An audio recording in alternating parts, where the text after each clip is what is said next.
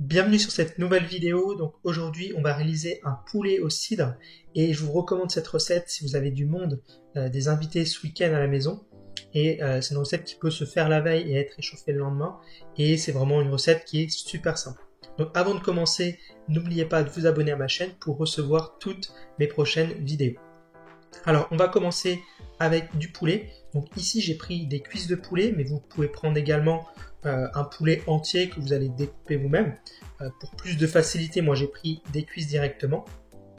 Et ce qui est important, c'est qu'on va venir couper les cuisses en deux. On va venir séparer le haut de la cuisse du bas de la cuisse. Et comme ça va permettre de faciliter la coloration dans la casserole. Donc je vous montre. Ici, vous prenez votre cuisse et vous la coupez en deux au niveau de la jointure avec l'os.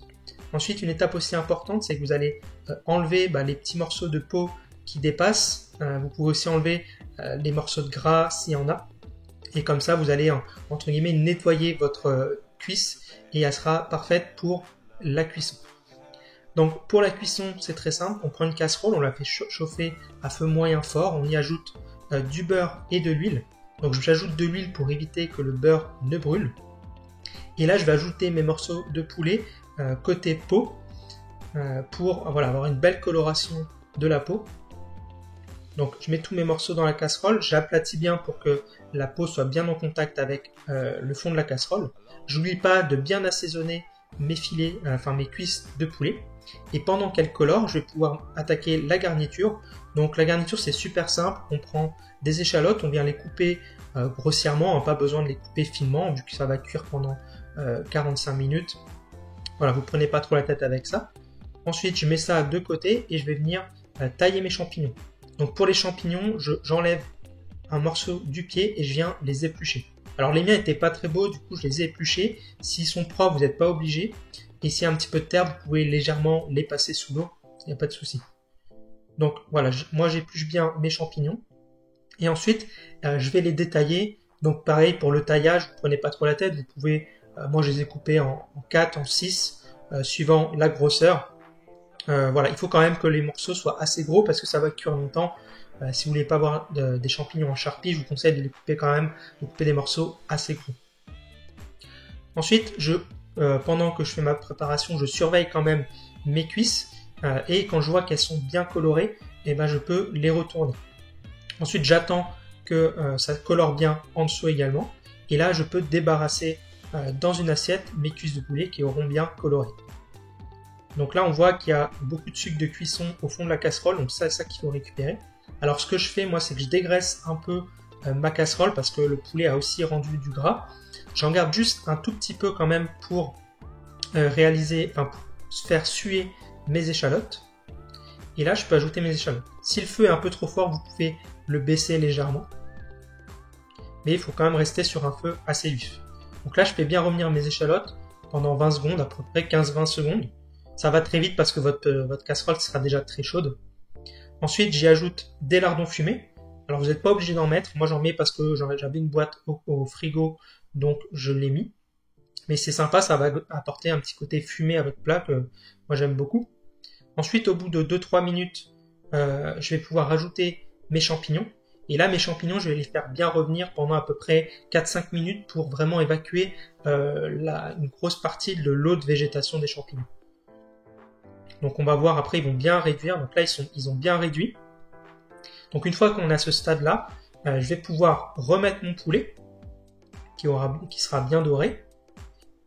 Et là, comme c'est un poulet au cidre, c'est le moment où on va ajouter un cidre normand. Donc là, j'ai pris un cidre normand, il faut le prendre brut. Si vous prenez sucré, si vous prenez doux, ce sera un peu trop sucré. Donc je vous conseille de prendre brut normand. Et là, je vais recouvrir mes morceaux de poulet. Donc logiquement, ça devrait recouvrir à peine vos morceaux de poulet. Mais normalement, ça sera suffisant. Si vos morceaux de poulet ne sont pas assez recouverts, vous pouvez ajouter un petit peu d'eau. Ensuite, je viens poivrer. J'y ajoute des feuilles de laurier, du thym. Je mélange pour que les feuilles de laurier et le thym soient bien dans le bouillon. Et ensuite, je viens couvrir et je laisse mijoter pendant environ 35 minutes à feu doux. Une fois que les 35 minutes sont passées, je viens retirer les morceaux de poulet. Et ensuite, je vais pouvoir passer à la réalisation de ma sauce. Donc là, j'ai enlevé également les feuilles de laurier et le thym. Et là, je vais laisser réduire ma sauce à forte ébullition pendant environ 10 minutes. Ça va concentrer le goût de la sauce. Une fois que ma sauce a réduit pendant 10 minutes, j'y ajoute la crème fraîche. Donc c'est une recette normande, donc on met de la crème. Là, j'ai mis à peu près 3 cuillères à soupe de crème. Et ensuite, voilà, c'est toujours à ébullition. Et là, je me suis aperçu que ma sauce était un petit peu liquide. Donc ce que vous pouvez faire, c'est prendre de la maïzena et la diluer dans un tout petit peu d'eau. Et ensuite, vous mettez votre maïzena dans votre sauce. Et en fait, votre sauce va épaissir naturellement. Donc là, j'y suis allé un petit peu à tâtons et j'ai dû en rajouter un petit peu pour avoir une sauce encore un peu plus épaisse. Donc pour les ingrédients, vous avez tous les ingrédients sur mon site, vous avez le lien en description. Et là, j'ai ajouté à peu près une bonne cuillère à soupe de maïzena diluée dans l'eau pour avoir une bonne texture de sauce.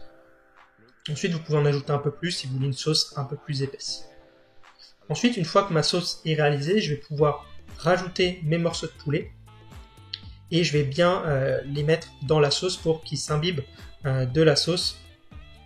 Et comme ça, ils auront un bon goût avec la sauce.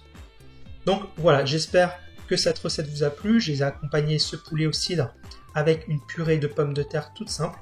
Donc si, comme je vous disais, la liste des ingrédients est en description, n'oubliez pas de vous abonner à ma chaîne et de liker la vidéo. Allez, salut!